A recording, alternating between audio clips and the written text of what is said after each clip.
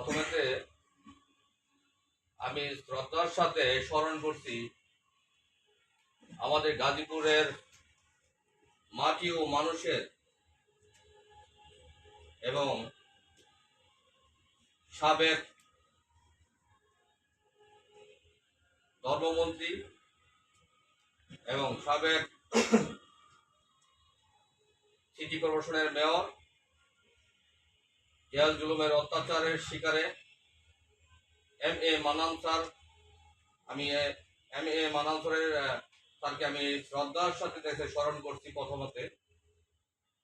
তো আজকের এই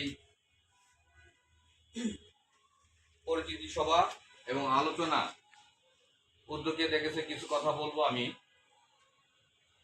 সেই বিষয়টি হলো যে আমাদের গাজীপুর মহানগর মৎস্যজীবী বিদ্যালয়ের আজকের এই আয়োজন। গাজীপুর মহানগর মৎস্যজীবী দল এই দলকে সুসংগঠিত করার জন্য এম মঞ্জুর করিম রনি ভাইয়ের নেতৃত্বে এবং আজম ভাইয়ের নেতৃত্বে আজকের এই সংগঠন প্রতিষ্ঠিত হয়েছে গাজীপুর মাটিতে। এই গাজীপুর মাটিতে দেখেছে মৎস্যজীবী দল আরো সুসংগঠিত হবে, এটা আশা করি।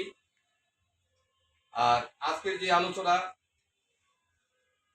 এই আলোচনা হলো কিছু দিক নির্দেশনের আলোচনা। যে দিক নির্দেশনের যে আলোচনা, যেগুলো আমরা বলবো বা আপনারা যেই কথাগুলো বলছেন, মাঠ পর্যায়ে থেকে কিভাবে কাজ করলে কিভাবে ভালো হয়, সবার কথাই আমি শুনছি। 24 নম্বর ওয়ার্ড,